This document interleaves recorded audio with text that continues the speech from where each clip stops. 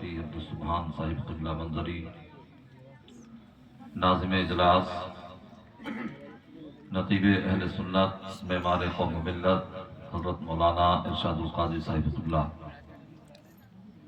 اور میرے پیشرو خطیب حضرت مولانا محمد آصف سبحانی صاحب قبلہ، مشن ابھی تک نہیں ملی ہے، اور بڑے اچھے کلام شاعر اہل سنت برادر اصغر حضرت مولانا اسلام نظامی صاحب قبلہ سے آپ سماعت کر رہے تھے اور محظوظ ہو رہے تھے۔ انشاءاللہ میرے بعد بھی آپ انہیں بھرپور طریقے سے سماعت کریں گے اور آپ انہیں سنیں گے، تو میں بھی تھوڑی دیر کے لیے آپ کے سامنے حاضر ہوں۔ آپ محبت کے ساتھ، دل جمعی کے ساتھ، حاضر دماغی کے ساتھ، قلبی لگاؤ کے ساتھ میری گفتگو کو سماعت کر لیں۔ الذی علم بالقلم وقال رسول اللہ صلی اللہ تعالی علیہ وسلم کن عالما او متعلما او مستمعا او محبا ولا تکن الخامسہ فتہلک۔ آمنت باللہ صدق اللہ العلی العظیم وبلغنا رسولہ النبی الامین المبین المتین الکریم الرؤوف الرحیم۔ مولایا صلی وسلم دائما ابدا علی حبیبک خیر الخلق کلہم یا رب بالمصطفیٰ و دیوانہ غوث اعظم رضی اللہ تعالی عنہ۔ بڑی مبارک تنظیم ہے اور نسبت بڑی عالی ذات سے ہے اور نبی کے لاڈلے سرکار غوث اعظم سے ہے، تو لہذا میرے بھائیوں میں دیکھ رہا ہوں کہ یہ چہل قدمی اور افراتفری کا ماحول، اسے آپ بند کیجئے گا اور آپ محبت کے ساتھ تشریف رکھیے گا، سماعت کیجئے گا۔ یوں تو ہماری زندگی صرف ہو رہی ہے اور ہماری زندگی کا جو وقت گزر رہا ہے اکثر خرافات میں، برائیوں میں، اور اسلام یعنی محبوب پروردگار حضور احمد مجتبی محمد مصطفیٰ ارواحنا فدا صلی اللہ تعالی علیہ وسلم کی بارگاہ رحمت میں جھوم جھوم کر درود پاک کا نذرانہ پیش کیجئے گا۔ بلند آواز سے پڑھیے اللہم صلی علی سیدنا و مولانا محمد مبارک وسلم صلاۃ و سلام علیک یا رسول اللہ۔ یہ خاموش مزاجی تمہیں جینے نہیں دے گی، کوئی بھی ان حالات سے جو ہم پر گزر رہے ہیں کوئی بھی اس سے بے خبر نہیں ہے، اس لیے کہ آج میڈیا کا دور ہے۔ یہ خاموش مزاجی تمہیں جینے نہیں دے گی، اس دور میں جینا ہے تو کحرام مچا کے جیو، اس دور میں جینا ہے تو کحرام مچا کے جیو۔ بڑے بڑے جید علماء، بڑے بڑے مدرسین یہاں تشریف فرما ہیں جو اپنے وقت کے ہیرا ہیں۔ میں سب کے اسماء گرامی سے تو یقیناً نہ آشنا ہوں، بڑی معذرت کے ساتھ سب کے حضور میں ایک شعر نظر ہے کہ شکار ماہ کے تسخیر آفتاب کروں، شکار ماہ کے تسخیر آفتاب کروں، کسے میں ترک کروں کس کا انتخاب کروں، اور میں کس کا نام لوں اور کس کو چھوڑ دوں۔ جو ذرہ جس جگہ ہے وہی آفتاب ہے، جو ذرہ جس جگہ ہے وہی آفتاب ہے۔ لہذا میرے بھائیوں، پردے کی آڑ میں کھڑے ہونے والوں، آپ مجھے نظر آ رہے ہو، اگر تھوڑے سے پیچھے ہٹ جاؤ گے تو یقیناً میری نظر سے آپ مخفی اور پوشیدہ ہو سکتے ہو، مگر اس گنبد خضرا کے مکی کی نظر سے آپ نہیں چھپ سکتے ہو، یا پروردگار عالم کی نظر رحمت سے نہیں چھپ سکتے ہو۔ تو لہذا آپ یہاں بیٹھیے، تشریف رکھیے، اور یہ بات اور ذہن میں رکھیے، آج ہر آدمی مزے کا متلاشی ہے اور یہ کہتا ہوا نظر آتا ہے کہ ارے صاحب مزہ نہیں آیا، تو حضرات وہ اور محفلیں ہوتی ہیں جو رقص و سرور کی یا لہو و لعب کی یا رقاصاؤں کی محفلیں ہوتی ہیں، جہاں آدمی لذت نفس کے لیے جاتا ہے. اور حضرات گرامی، مگر جب آپ ایسی مقدس محافل میں آئیں تو نفس کی لذت کے لیے نہیں بلکہ اللہ اس کے رسول کی رضا کے لیے آئیں. اب ہوتا یہ ہے کہ جب جلسہ اختتام پذیر ہو جاتا ہے، سارے لوگ اپنے اپنے گھروں کو چلے جاتے ہیں، اور نماز فجر کے بعد جب چائے کا دور بیٹھ کر کے کوئی چوراہے پر کھڑے ہو کر کے یعنی لوگ نعرہ تکبیر، نعرہ رسالت، استاد الحفاظ قاری انتظار صاحب قبلہ، نعرہ تکبیر.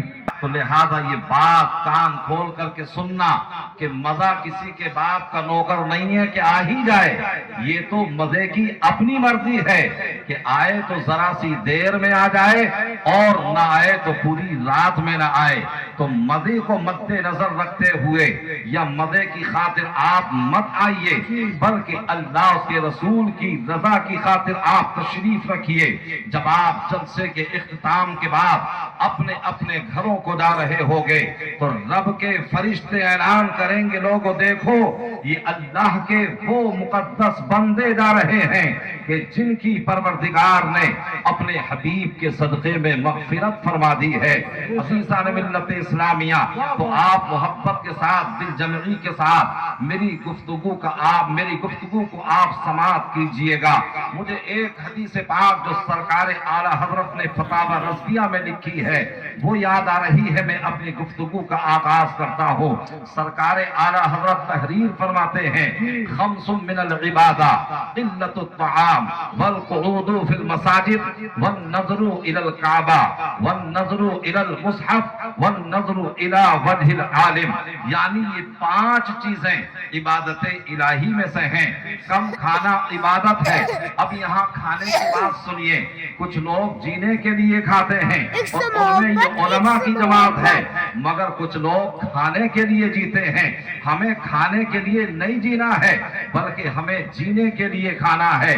سرکار فرماتے ہیں کم کھانا عبادت ہے، مسجد میں بیٹھنا عبادت ہے، خانہ کعبہ کو دیکھنا عبادت ہے، اور قرآن شریف کو دیکھنا عبادت ہے، اور سنی صحیح العقیدہ عالم بعمل کے چہرے کو دیکھنا بھی عبادت ہے. تو آپ بڑی مقدس محفل میں بیٹھے ہیں اور میں تنظیم غلامان مصطفیٰ وہاں سے گزر گیا. اب ان اشعار سے میں اپنی گفتگو کا آغاز کرتا ہوں.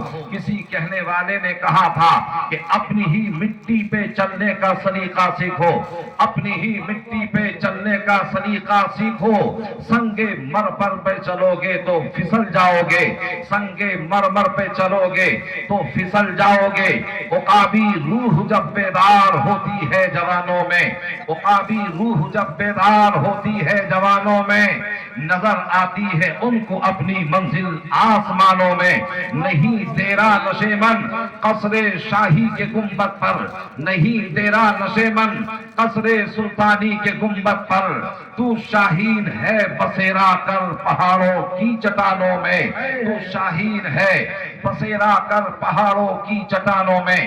آج جو حالات ہم سے گزر رہے ہیں اور وہ کسی سے مخفی یا پوشیدہ نہیں ہیں، عزیزان ملت اسلامیہ، تو ہمیں بیدار ہونے کی ضرورت ہے، ہمیں اپنے آپ کو استوار کرنے کی ضرورت ہے، اور نسل نو بالخصوص نوجوانوں کو جاگ جانے کی ضرورت ہے. اللہ رب العزت نے نفس کن سے کونین کی تخلیق فرمائی اور پروردگار نے انسان کو اشرف المخلوقات بنایا.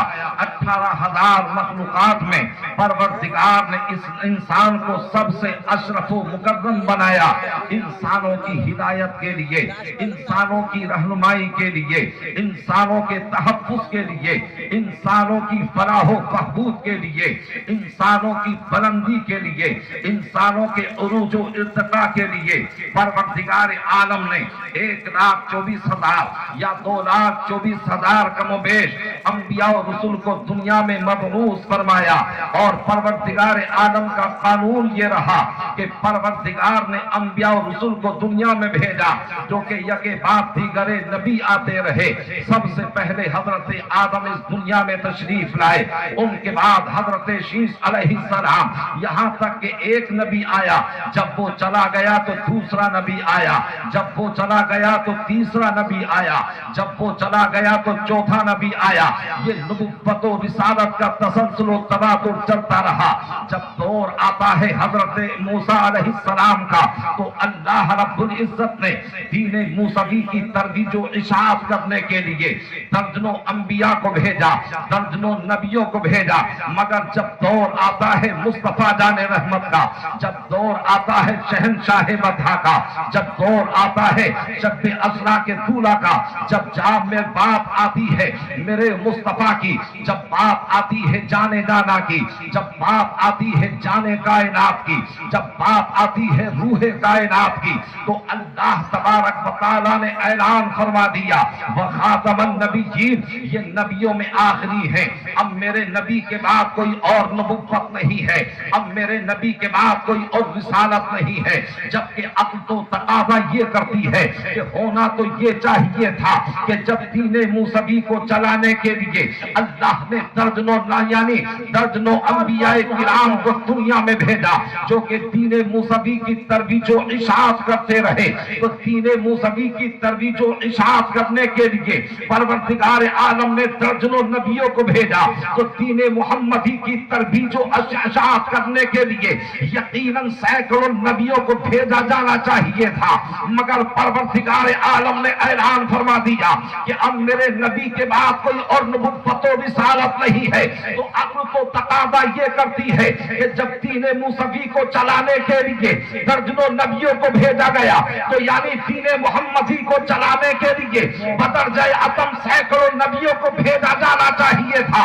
इसलिए कि मेरे आका तो जामिउ सिफात है, और मेरे आका ऐसे जामिउ सिफात है कि मेरे आका की शख्सियत में आदम की आदमियत भी है, शुएब का वकार भी है, अय्यूब का सब्र भी है, ज़करिया की मार्फत भी है, लूत की हिकमत भी है, नूह की शुजाअत भी है, दाऊद की शौकत भी है, सुलेमान की सल्तनत भी है, इब्राहीम की खुल्लत भी है, इस्माइल का इसार भी है, यूसुफ का जमाल भी है, यूसुफ का कमाल भी है।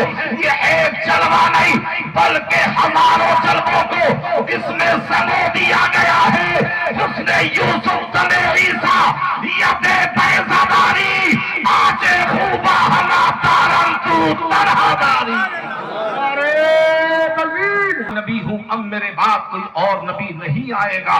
अब फिर अक्ल ये सवाल करती है कि नबी किस लिए आते थे।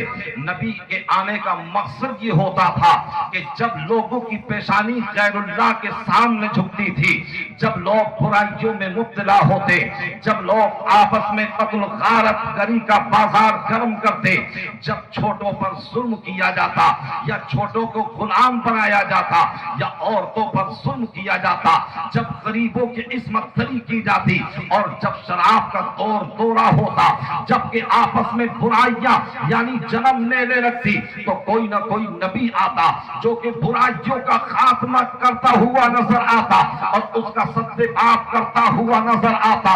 मगर एक परवरदिगार तेरे बंदे समझना चाहते हैं कि तूने ऐलान फरमा दिया कि अब मेरे नबी के बाद कोई और नबी नहीं आएगा।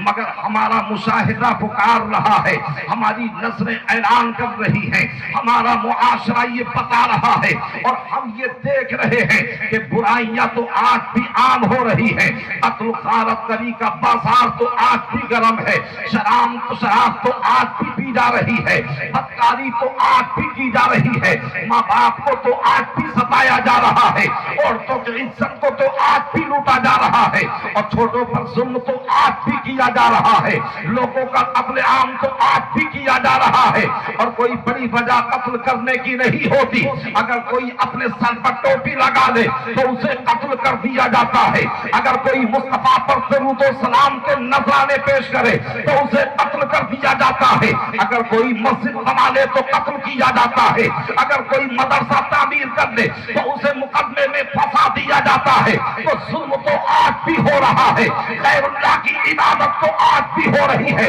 اے پروردگار برائیاں تو آج بھی ہو رہی ہے۔ تیرے بندے سمجھنا چاہتے ہیں جب پہلے برائیاں ہوتی تھی تو سب سے باب ان کا کرنے کے لیے تو نے نبیوں کو بھیجا، لیکن اب برائیوں کا خاتمہ کون کرے گا؟ اب تبلیغ اسلام کون کرے گا؟ اب یہ دعوت کا فریضہ کون انجام دے گا؟ تو جب یہ سوال کیا جاتا ہے تو رب کی رحمت اعلان کرتی ہے، اے میرے بندو پریشان ہونے کی ضرورت نہیں ہے، جو کام دین موسوی کو چلانے کے لیے انبیاء سے لیا جا رہا تھا وہ کام دین محمدی کو چلانے کے لیے علماء کرام سے لیا جائے گا۔ نعرہ تکبیر، نعرہ رسالت، مسلک اعلیٰ حضرت فیضان اعلیٰ حضرت فیضان حضور مفتی اعظم ہند جشن دستار بندی خطیب ہندوستان مولانا ذاکر نعیمی صاحب قبلہ، نعرہ تکبیر۔ حضرات اب کوئی نبی تو نہیں آئے گا، اب کوئی رسول تو نہیں آئے گا، اس لیے کہ نبوت کا دروازہ بند ہو چکا ہے۔ اللہ نے صاف اعلان فرما دیا، اس کے رسول نے بھی اعلان فرما دیا، اور رب کی شان یہ ہے کہ لا تبدیل لکلمات اللہ، اللہ کی باتیں بدل نہیں سکتی، لا مبدل لکلمات اللہ، اللہ کی باتوں کو کوئی بدل نہیں سکتا ہے۔ قول محمد قول خدا، فرمان نہ بدلا جائے گا، بدلے گا زمانہ لاکھ مگر قرآن نہ بدلا جائے گا۔ تو اب کوئی نبی تو نہیں آئے گا، اب کوئی رسول تو نہیں آئے گا، بلکہ کوئی غلام رسول بن کے آئے گا، کوئی غلام امام اعظم بن کے آئے گا، کوئی غلام غوث اعظم بن کے آئے گا، کوئی غلام اعلی حضرت بن کے آئے گا، اور کوئی غلام تاج الشریعہ بن کے آئے گا۔ عزیزان ملت اسلامیہ، مفتی عبدالسبحان صاحب قبلہ یہ ایک بہترین معلم و مدرس ہیں، اور اپنا ثانی نہیں رکھتے ہیں، یہ آپ کے بچوں کو مدرسے میں پڑھاتے ہیں۔ الحمدللہ یہ بڑی خوش نصیبی کی بات ہے کہ آپ ہی کی بستی کے رہنے والے ہیں، آپ ہی کے فرزندوں میں سے ہیں، آپ نے ان کا بچپنا بھی دیکھا ہے، آپ ان کی جوانی بھی دیکھ رہے ہیں۔ یہ الحمدللہ ان کا دامن بالکل صاف نظر آئے گا، ہر اینگل سے ہر جہت سے بالکل آپ کو صاف دامن نظر آئے گا۔ اور بڑی سعادت مندی کی بات یہ ہے ان کے والد گرامی یہاں تشریف فرما ہے، کون انہیں نہیں جانتا پورے مراد آباد کے اندر قاری انیس الرحمن صاحب قبلہ، کہ جس کے دو بیٹے عالم اور مفتی ہو، جن کی بیٹیاں عالمات ہو، تو اس کی خوش نصیبی کا اندازہ کون لگا سکتا ہے۔ اب یہ مدرسے میں یعنی مسند پر بیٹھ کر کے دین کی تعلیم آپ کے بچوں کو دیتے ہیں، قرآن کی تعلیم آپ کے بچوں کو دیتے ہیں، حدیث مصطفیٰ کی تعلیم آپ کے بچوں کو دیتے ہیں، مگر آج ہم ہیں، ہمارا نوجوان طبقہ برائیوں میں مبتلا ہے، اسے صرف فیس بک چاہیے، اسے صرف واٹس ایپ چاہیے، اسے صرف چیٹنگ کرنی آتی ہے، مگر آج ہم اپنے بچوں کو پڑھانے کے لیے تیار نہیں ہیں۔ پھر ہم شکوہ طلب ہوتے ہیں، پھر ہم یہ اعلان کرتے نظر آتے ہیں کہ ہندوستان کی سرزمین پر دوہرا رویہ اپنایا جا رہا ہے اور ہمیں سوتیلا سمجھا جا رہا ہے۔ لہذا میرے بھائیوں، ہمیں سوتیلا نہیں سمجھا جا رہا ہے۔ آج ہماری یہ نوجوان نسل اور نوجوان طبقہ ہمارا برائیوں میں پھنستا ہوا نظر آ رہا ہے، نہ تو یہ دین کی تعلیم حاصل کرنے کے لیے آمادہ ہے، نہ یہ دنیا کی تعلیم حاصل کرنے کے لیے آمادہ ہے۔ میں آپ سے پوچھنا چاہتا ہوں، ذرا مجھے یہ بتائیے کہ آپ کے محلے کے کتنے نوجوان یا کتنے